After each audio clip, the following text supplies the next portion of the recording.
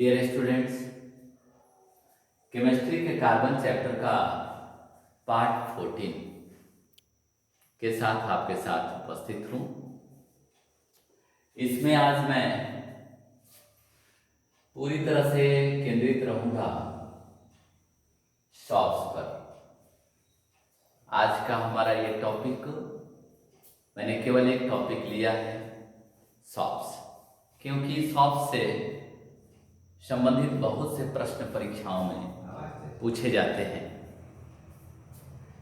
Shops topic शुरू करने के पहले आपसे मैं एक रिक्वेस्ट करना चाहूँगा कि प्लीज़ आपने अगर अभी तक हमारे इस चैनल को सब्सक्राइब नहीं किया है तो कृपया इसे सब्सक्राइब कर दें और अपने फ्रेंड्स में शेयर करें ताकि ज़्यादा से ज़्यादा फ्रेंड्स इसका लाभ उठा सकें। और अगर पसंद आए तो लाइक भी करें और बेल आइकन भी दबाएं। तो आइए मैं अपना टॉपिक शुरू करता हूँ। आज का टॉपिक है सॉप्स, साबुन। नहाने के लिए, कपड़े धोने के लिए हम लोग अपने घरों में सॉप्स का इस्तेमाल करते हैं, साबुन का इस्तेमाल करते हैं। आइए उसी साबुन के बारे में आज हम लोग कुछ गहरी जानकारी लेना चाहेंगे। A salt is the sodium salt of a long chain fatty acid which has cleansing property of water. Salt है क्या? एक सोडियम साल्ट है। सॉल्ट एक सोडियम साल्ट है, लॉन्ग चेन का फैटी एसिड के साथ जुड़ा हुआ, लॉन्ग चेन वाले फैटी एसिड के साथ जुड़ा हुआ।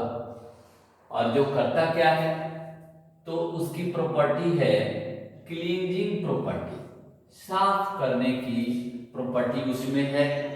किसमें भाई? तो वाटर में। वाटर के प्रेजेंटेशन में वह कपड़े साफ कर सकता है, या वह हम स्नान करते हैं तो हमारे शरीर की भी सफाई करता है। तो याद रखिएगा, दो पार्ट का बना हुआ है। एक पार्ट इसका क्या है, तो COONA, और दूसरा पार्ट क्या है, C17H35 या C15H31। A salt has a large ionic, non-ionic hydrogen group, hydrocarbon group. A salt has a large non-ionic hydrocarbon, non-ionic hydrocarbon एक है, और दूसरा क्या है भाई, an ionic group of COONA। एक आयोनिक ग्रुप है और दूसरा नॉन आयोनिक ग्रुप है। यहाँ आप देख सकते हैं कि यहाँ माइनस है और यहाँ प्लस है, तो यह आयोनिक ग्रुप है। और C17H35 या C15H31 क्या है भाई, तो नॉन आयोनिक हाइड्रोकार्बन ग्रुप है। तो दो पार्ट, एक नॉन आयोनिक है और दूसरा आयोनिक है। साबुन मूलतः हम लोग दो प्रकार का प्रयोग करते हैं। कौन कौन भाई? तो पहला सोडियम एसिटिएरेट, सोडियम एस्टियरेट, यह है C17 और H35 के मिलने से बना हुआ है। और दूसरा है सोडियम पाल्मिटेट, जो C15 और H31 के मिलने से बना है। ये दोनों याद रखेंगे। इसका जो लॉन्ग चेन फैटी एसिड है वह हाइड्रोकार्बन का बना हुआ है। पहला था सोडियम एस्टियरेट, जो C17 और H35 हाइड्रोकार्बन था इसमें, और दूसरा सोडियम पाल्मिटेट, जो C15 और H31 हाइड्रोकार्बन का लॉन्ग चेन है। इसके साथ आयोनिक ग्रुप जुड़ा हुआ है। वह आयोनिक ग्रुप कौन सा है भाई, तो COONA।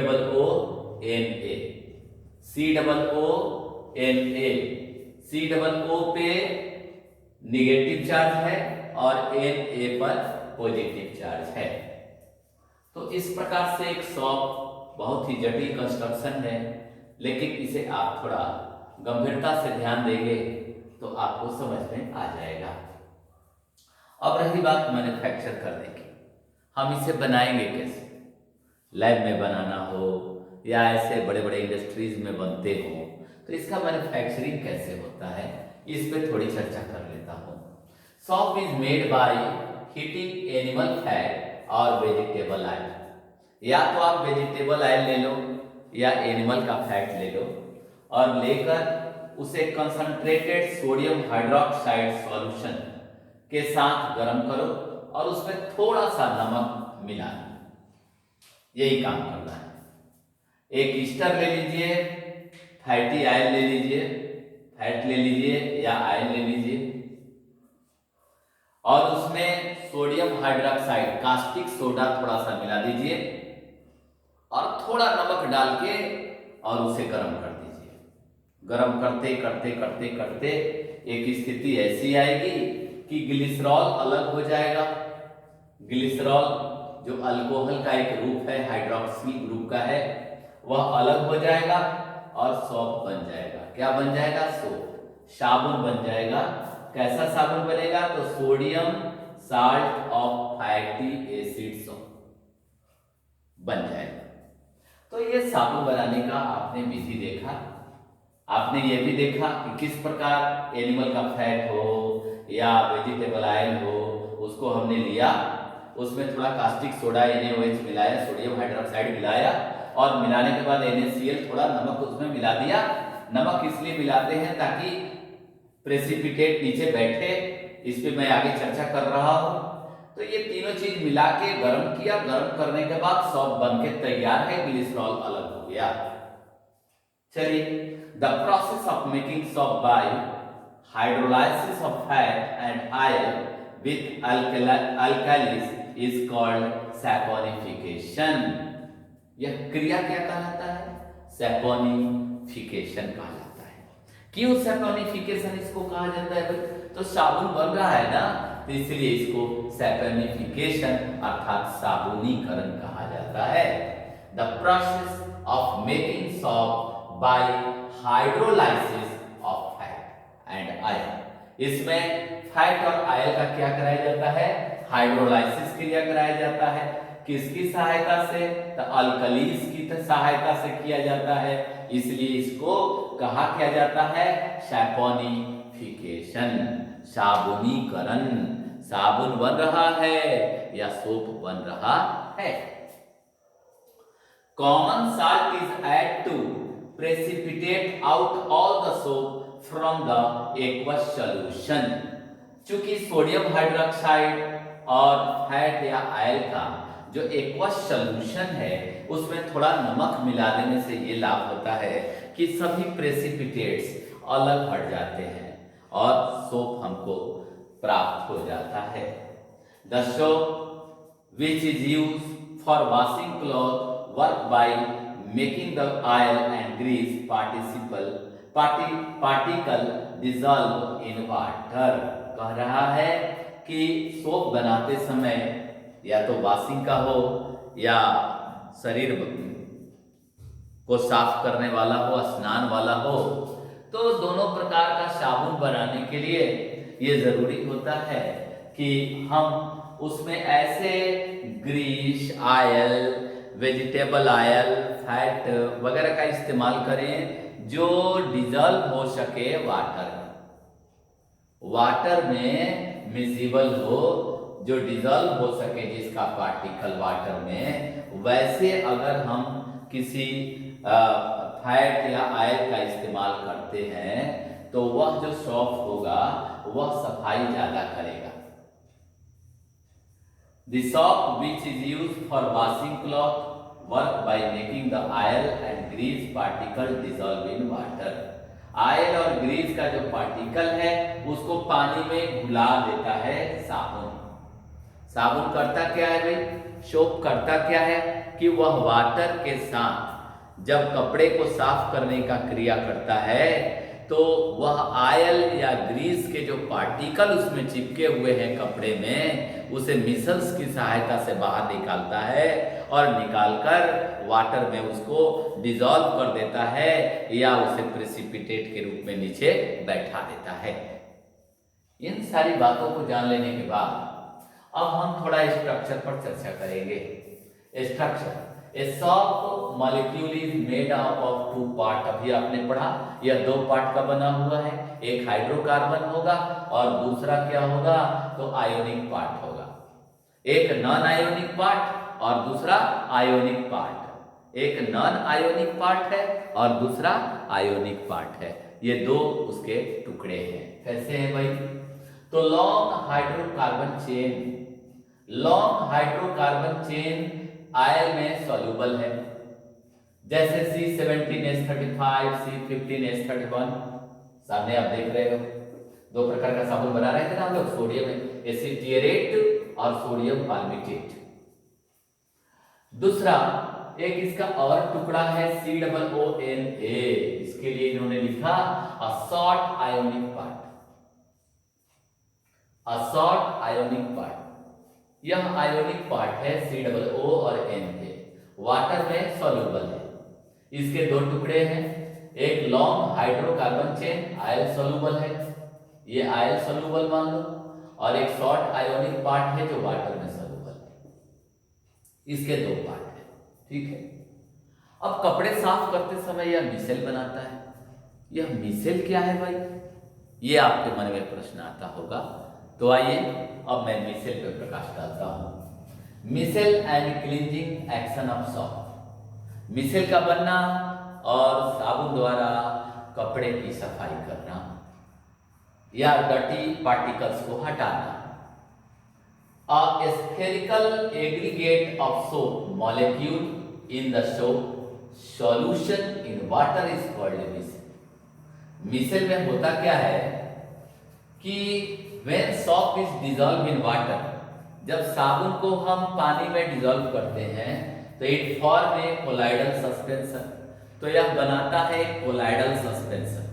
क्या बनाता है, कोलाइडल सस्पेंशन पार्टिकल बनाता है in water in which the soap molecule cluster together to form a spherical micelle. और यह तब संभव हो सकता है जबकि वह मिसेल बनाए। मिसेल है क्या, तो एक स्फेरिकल एग्रीगेट ऑफ सॉप है, मॉलिक्यूल है in the soap solution in water is called a micelle. Micelle interact the dirty particle of cloth. कपड़े में जो डर्टी पार्टिकल होता है उसको मिसेल क्या करता है, ट्रैप कर लेता है, उसको पकड़ लेता है और पकड़ के उसे वाटर में ले जाकर डिसॉल्व कर देता है या प्रेसिपिटेट के रूप में उसको नीचे बैठा देता है। इस प्रकार ग्रीस का कोई पार्टिकल चिपका हुआ है या कोई आयल का पार्टिकल चिपका हुआ है या किसी कारण से हमारा कपड़ा डर्टी हो गया है तो उस डर्टी पार्टिकल को मिसेल क्या करता है कि उसको ट्रैप करता है और ट्रैप करने के बाद उसे वाटर में ले जा करके और उसको डिसॉल्व कर देता है। तो spherical aggregate of shop molecule in the shop solution in water is called a micelle. Micelle entrap the dirty particle. Micelle करता क्या है, डर्टी पार्टिकल को इंट्रैप करता है। मिसेल डर्टी पार्टिकल को इंट्रैप करता है। मिसेल क्या करता है, डर्टी पार्टिकल को इंट्रैप करता है, ठीक है। The hydrocarbon end of the soap molecule in the micelle attach to the dirty particle. जो मिसेल है और हाइड्रोकार्बन का जो एंड्स है वह जाकर और डर्टी पार्टिकल ऑफ क्लॉथ माने क्लॉथ के डर्टी पार्टिकल के साथ जाकर मिल जाते हैं, उसको इंट्रैप करते हैं और उसको फिर वाटर में प्रेसिपिटेट के रूप में नीचे बैठाते हैं या डिसॉल्व करते हैं। When soap is dissolved in water, it forms a colloidal suspension in water in which the soap molecule cluster together to form a spherical micelle। तो आपने अभी अभी समझा कि सोप में मिसेल का बनना एक बहुत बड़ी बात है। अगर मिसेल ना बने मिसेल्स ना बने सॉप में तो सॉप एक्शन नहीं कर पाएगा, क्लींजिंग एक्शन नहीं कर पाएगा। क्यों? क्योंकि मिसेल्स करते क्या है कि डर्टी पार्टिकल को इंट्रैक्ट करते हैं। लेकिन इस सॉप का लिमिटेशन है और इसी लिमिटेशन को दूर करने के लिए डिटर्जेंट बनाया गया है, जो मैं अगले पार्ट में आपको बताऊंगा। इसका लिमिटेशन क्या है? तो shop is not suitable for washing cloth with hard water. अगर कठोर जल है, अल्कलाइन वाटर है, नमकीन पानी है, भारी पानी है, तो उसमें साबुन वर्क नहीं करता। क्यों भाई? तो फेन ही पैदा नहीं करेगा, लेदर ही नहीं बनाएगा। Because a large amount of soap is wasted in reacting with the calcium and magnesium ion of hard water. Hard water में कैल्शियम और मैग्नीशियम के पार्टिकल मौजूद रहते हैं और उनके साथ आयन बनाने में एक बड़ी मात्रा साबुन का खर्च हो जाता है। To form an insoluble precipitate called scum. Scum बनाने के लिए इनसॉल्युबल प्रेसिपिटेट बनाने के लिए इनसॉल्युबल अघुलनशील प्रेसिपिटेट अवक्षेप बनाने के लिए वाटर में सॉप बहुत खर्च हो जाता है, बहुत वेस्ट हो जाता है।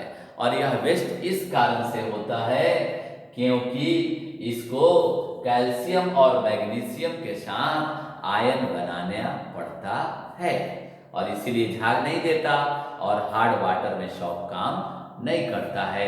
इसके निराकरण के लिए डिटर्जेंट बनाया गया है। अब डिटर्जेंट के बारे में हम लोग अगले खंड में पढ़ेंगे। अगर आपको हमारा ये चैनल पसंद आया हो तो कृपया सब्सक्राइब करें, लाइक करें और अपने मित्रों के पास इसे शेयर करें। धन्यवाद।